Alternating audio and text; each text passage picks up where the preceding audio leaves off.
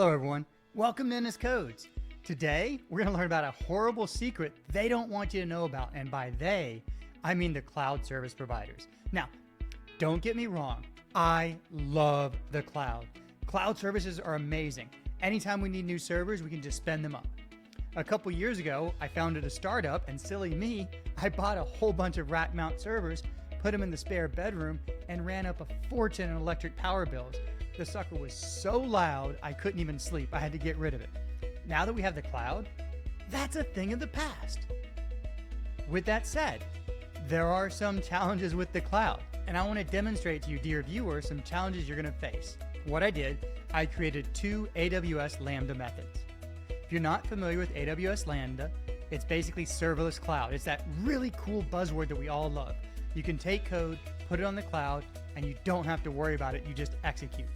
Looking on the screen here, you can actually see one of the methods that I created. Here's the boilerplate where you just have your Lambda definition, and this is how Lambda calls it, and then here's my method.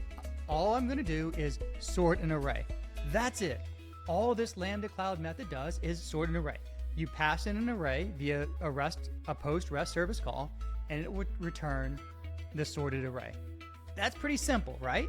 I wrote an identical method using another algorithm. And the reason I did this is often when we're looking at cloud, something I notice with new programmers is they write code. It's pretty awesome. You just write some code, you throw it out there, and it's kind of slow. It's not performant. So what do? You scale. How do you scale? Well, you use our friend Kate. No, not that Kate, this Kate's. Or you use serverless. And of course, serverless is going to automatically scale for you. Now, the problem there is scaling costs money.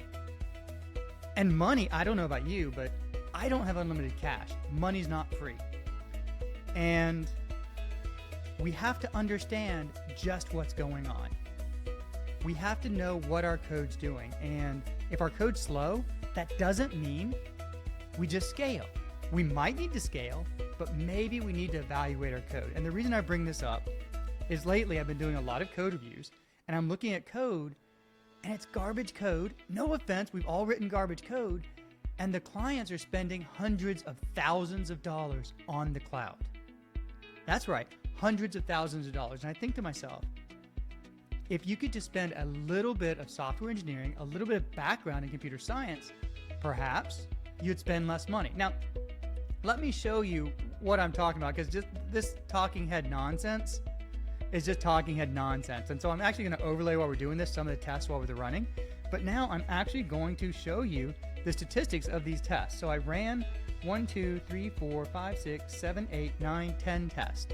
Of the 10 tests, I ran the fast 5 times, I ran the slow 5 times. And what I did, I'm reading here from the notepad, I can't remember. For the slow, the first time, I made a slight mistake and I allocated, about 8,000 kilobytes of RAM, or whatever the number is, 8,000 megs of RAM. I'm gonna have to look that up. What is the default in AWS? Okay, looked it up. What I did for the slow is the first time around, I gave 8,000 megs of RAM for the slow version, and for the fast version, I only gave 128 megabytes of RAM. And then for all the subsequent tests, I gave the equal 128 megabytes of RAM just to make things apples to apples. And here, I'm gonna put them on the screen right now. There's the results of the test. That's very interesting, right? Now, here's what the differences were. The first 2 tests, we ran random up to, let's say, 50 elements in the array. Then, for the next 2 tests, we did less than 150 elements, then less than 500 elements, then always 500 elements, and then always 1,000 elements. And what you're gonna notice here is the fast version has a linear time. It always runs in the exact same amount of time. The slow version grows really, really fast. Now what I did, I'm cutting here where I actually looked at the cloud cost for each of the runs. It's kind of cool. But now let's look at a chart and see what the data actually shows me on the cost here.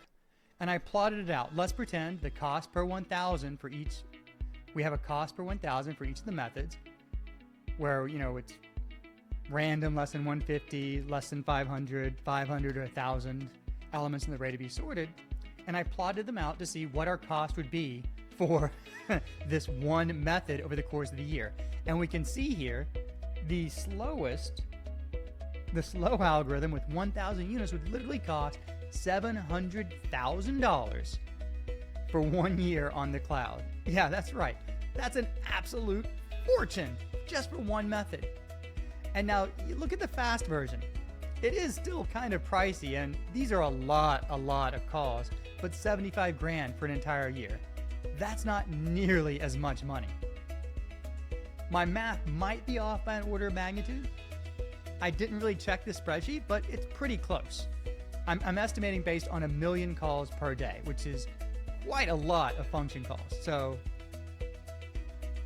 the costs change a little bit as you scale. You get better costs, but still, we can see here. Look at that growth, and there's actually a word for this type of growth right here. I'm gonna move the mouse here and let me see if I can draw on the screen. All right, I can't draw on the screen, but I'm gonna use Photoshop for this. Look at here on this graph, and you can see this growth. We actually have a word for this type of growth. And if we look at the fast version, you can see there's no growth, there's no change. And so there's literally a word for that, and it's called exponential growth. And you see, as the usage grows, the cost grows exponentially, and the time to run grows exponentially. This is critical, and this is where a lot of software as a service companies build massive infrastructure cost. Is they're not looking at the runtime performance of their individual algorithms for items that are called quite a lot of number of times. And it adds up. I mean, you don't have to have millions of calls a day. You can have just a basic web application that makes 1,000 calls to the back end instead of 100 calls to the back end.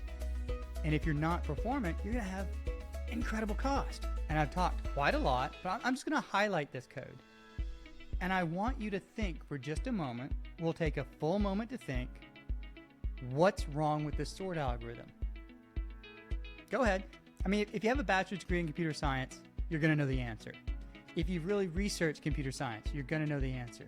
However, if you're self-taught like a lot of us, you may not know what's wrong with this algorithm. So I'm going to shut up. I'm going to pause. Let's take about 15 seconds, look at this algorithm, and tell me what's wrong with this algorithm.